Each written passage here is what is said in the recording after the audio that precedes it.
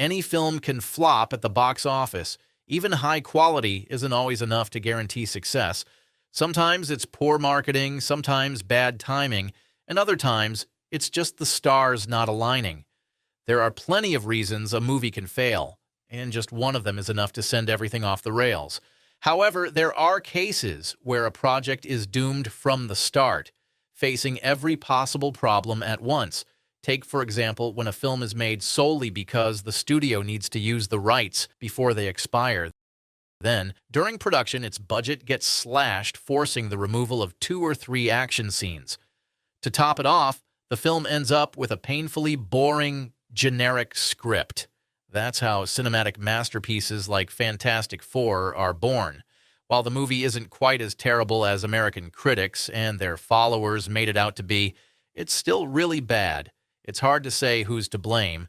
The studio that fired director Josh Trank after things went south, or the director who shot something so off-putting that it made the studio execs' eyes pop out of their heads. We'll probably never know, since everyone involved is busy pointing fingers and hoping for a director's cut is pointless. Today, let's talk about the Fantastic Four reboot, an ambitious project that was supposed to set the stage for a shared universe with the X-Men. When Fantastic Four: Rise of the Silver Surfer failed to meet the studio's box office expectations in 2007, they decided to reboot the franchise. The catch? The reboot had to happen within 7 years, or the rights would revert back to Marvel. Without this looming deadline, there's a good chance Fantastic Four 2015 would never have existed. But in Hollywood, nobody wants to lose the rights to popular superheroes, and Fox was no exception. So, they spent all 7 years trying to figure something out. Work on the film almost started in the early 2010s with Harry Potter director David Yates at the helm. The main roles were set to go to Adrian Brody, Alice Eve, and Bruce Willis. Since Willis was known for showing up on set for just a couple of days, he was expected to play the Thing, or at least provide his voice. But the project kept stalling due to script revisions and budget disputes. Eventually, all the actors dropped out, and the project was scrapped. Then, in 2012, Josh Trank's Chronicle hit theaters. The low-budget superhero film made $126 million on a $12 million budget, turning Trank into Hollywood's new golden boy. Studios scrambled to work with him. He got attached to multiple projects, including Sony's Venom, but creative disagreements led him to walk away. He also took on the adaptation of a well-known video game, but that project is still stuck in development hell due to, you guessed it, script issues. Realizing Trank was bouncing between projects without committing to anything, Fox offered him the chance to direct a Chronicle sequel. He flat out refused. In an interview, he admitted to intentionally sabotaging Fox's attempts to make a sequel, claiming that if he didn't do it, someone else would, and they'd just turn it into garbage. With Chronicle 2 going nowhere, Fox shifted gears and offered him Fantastic Four. According to Fantastic Four screenwriter Jeremy Slater, Trank had no interest in making the movie. He didn't like comic books and thought they were ridiculous. The only reason he took the job was that the studio promised him significant creative control. He wanted to make something completely different from Marvel's formula: dark, gritty, and realistic. The film ran into trouble before filming even began. Trank clashed with Slater, the very screenwriter he had personally hired. Slater left the project and the studio replaced him with Simon Kinberg, who later went on to direct X-Men: Dark Phoenix. Together, Kinberg and Trank cobbled together a script from several of Slater's drafts, resulting in an incoherent mess that somehow got greenlit. The original script included a massive third act in which yet another American city was wiped out, something even reflected in early promotional posters. Then came the nightmare of casting. Trank had a say in choosing actors, but the studio shot down some of his picks. He wanted Allison Williams from Get Out for the film, but for reasons unknown, the studio rejected her in favor of Kate Mara. Meanwhile, Fox didn't want Miles Teller, but Trank insisted, and Teller was ultimately cast. There's also a rumor that Mads Mikkelsen auditioned for Dr. Doom, but after meeting with Trank and the producers, he walked out in the middle of the audition, turning down the role on the spot. Michael B. Jordan, however, was Trank's pick. Casting him as Johnny Storm meant rewriting the script to make him and Sue Storm step-siblings instead of biological siblings. This led to unnecessary plot lines that went nowhere and felt completely out of place. On top of that, people involved in production claim that by the time filming started, the script still didn't have a proper third act. So, to compensate, they just stuffed in a bunch of poorly thought-out filler content. Filming began in May 2014, and, what a surprise, nothing went as planned. The atmosphere on set was terrible. Josh Trank argued and cursed at everyone around him. He ignored advice and, at some point, stopped talking to anyone altogether. However, he still found plenty of opportunities to torment Kate Mara. According to rumors, the actress often left the set in tears. Some believe Trank never forgave the studio for refusing to cast Allison Williams and went out of his way to prove that Kate Mara was a bad actress. But while his conflict with Mara might be somewhat understandable, his feud with Miles Teller is harder to explain. Realizing where the movie was headed, Teller tried to tweak his lines and frequently disagreed with Trank.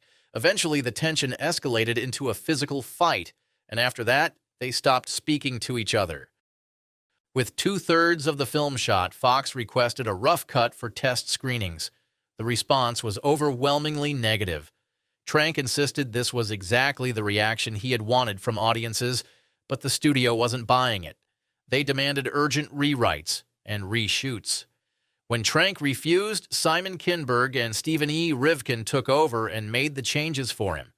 One important note, according to Trank, the first 2/3 of the movie suffered mainly from poor editing, but the final act was completely changed by the studio. Its budget was drastically cut, leading to the removal of entire sequences, including the destroyed city prominently featured in the film's early posters. Reports suggest this saved the studio around $30 to $40 million. However, blaming the studio for ruining Trank's vision only goes so far. Editing can certainly hurt a film, but even the best editing couldn't have saved Fantastic Four from its laughable and absurd scenes.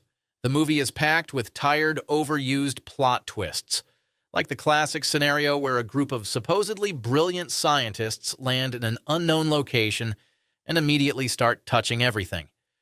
Just a few years earlier, Ridley Scott's Prometheus was mocked for a similar scene, where experts landed on an alien planet, removed their helmets, and started poking strange creatures. Fantastic Four repeats the same mistake. After arriving in another dimension, our new experts run toward a mysterious glowing puddle and immediately decide to jump in. Naturally, the puddle attacks them. Panicked, they squeal and scramble back, leaving the slowest behind.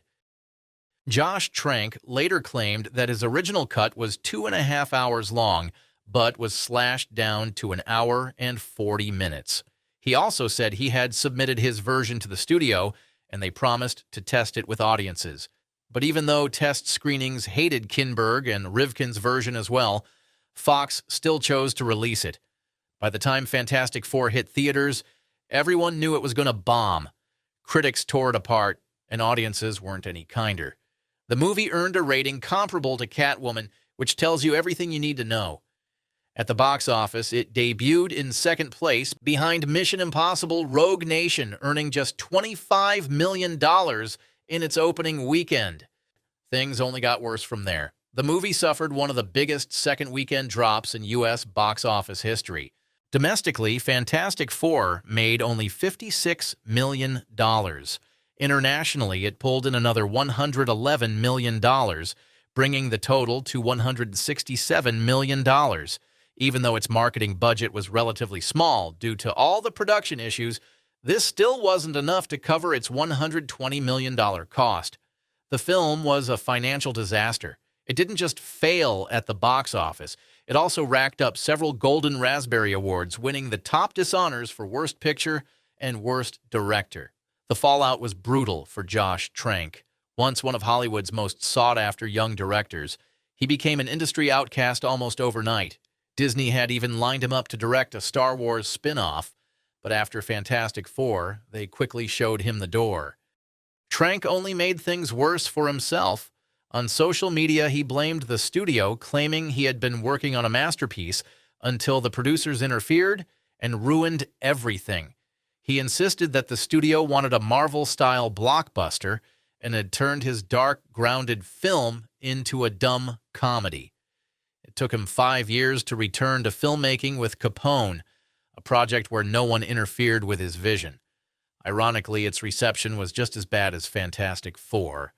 Miles Teller also felt the sting of Fantastic Four's failure.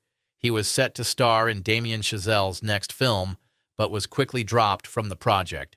That same film, La La Land, went on to gross over $400 million and sweep the Oscars and Golden Globes in 2016.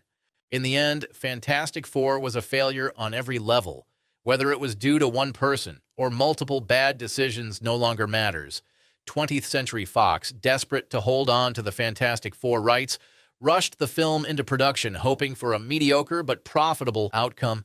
Their ultimate goal was to merge it with the X-Men universe and cash in like Disney. Naturally, the plan blew up in their faces. Director Joe Carnahan later weighed in with a reasonable take. Back in 2002, he directed the indie crime drama Narc, which led to multiple big-budget offers. In 2005, he was set to direct Mission Impossible 3, but he walked away knowing he wouldn't have full creative control. Instead, he opted for the $17 million Smokin' Aces, where he had the freedom to make the film he wanted. Maybe Trank should have taken the same approach, jumping straight from a $12 million indie hit to a $100 million studio blockbuster was a recipe for disaster. Thanks for watching and stay tuned.